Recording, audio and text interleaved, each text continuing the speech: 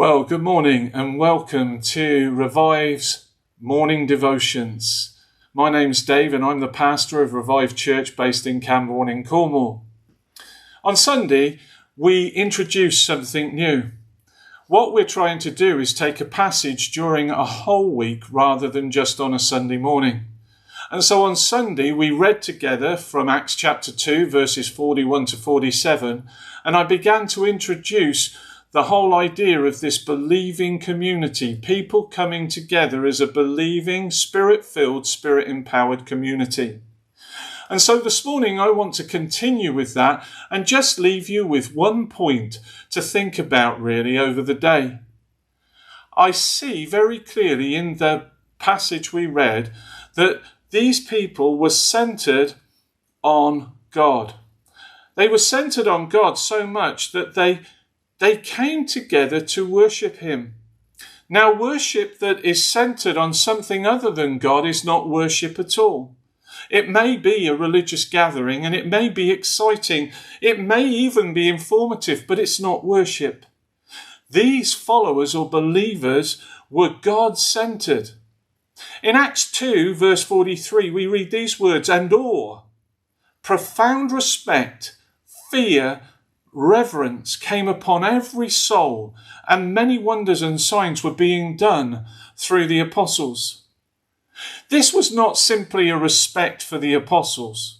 This was not simply fear about the apostles and what they might say to people. There certainly for me was not a reverencing of the apostles that took place. But what was being outworked was the primary commands that Jesus had given his disciples: to love God and love your neighbour as you love yourself. Worship is both something we participate in corporately and as a family and individually, but it's also something that is lived out in our lives.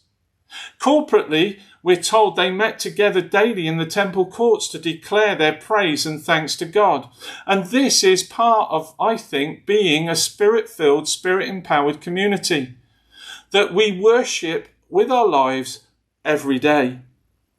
In Hebrews 13:15 we read, "Through him then let us continually offer up a sacrifice of praise to God, that is, the fruit of lips that acknowledge his name." If you remember when we read the passage together, they ate from house to house, full of praise and exuberance and joy. Thanksgiving was going up to God. A church gathering assembles to meet, to encounter, to know and to glorify the Father, the Son and the Holy Spirit. And Robert Rayburn says the primary motion and focus of worship is Godward. To be God-centered means that our worship is directed to God. Praise is offered to him. Confession is made to him. Petitions are presented to him. He addresses his word to us and he meets us at his table. James says this, "Draw near to God and he will draw near to you." Intimacy with God, being focused on God. These are important issues for the spirit-filled, spirit-empowered believer. True worshippers long to behold the beauty of God. Psalm 27. They seek his presence, wherein they're going to find the fullness of joy. Psalm 16 says, "In your presence is fullness of joy, and we want to dwell in your house forever." They are as the deer pants for the water. I've never seen a deer pant for water, but I have seen a dog pant for water when it's extremely thirsty. The tongue is out. There is that panting noise that comes from their mouth. And as you present them with a bowl of water, they're drinking the water before it even touches the floor. And they don't stop until their thirst is satisfied. The spirit-filled and empowered life, the empowered and spirit-filled believer pants and wants to be with Christ.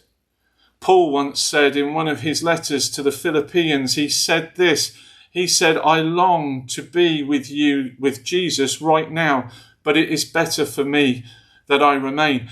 I just want to say, we need to be hungry to be with Jesus.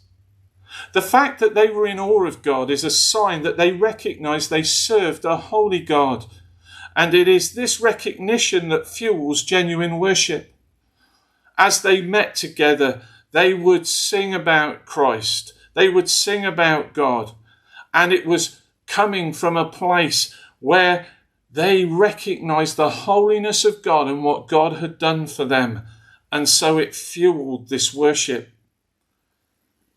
Worship is about giving God his worth, putting him in his rightful place, and allowing him to become the center of our life. God-centered, Jesus-centered. It is the God-centered and Jesus-centered life where people become spirit-filled and spirit-empowered to live their life. The writer to the Hebrews, nearing the end of his letter, encouraged this when he writes, "Therefore, let us be grateful for receiving a kingdom that cannot be shaken, and thus let us offer to God acceptable worship with reverence and awe. For our God is a consuming fire." As you go about your work today, I want to encourage you to take time to turn and look Godward, to have a short time of worship, just praying, talking to God, telling him how much you love him, telling him how thankful you are for what he has done for you.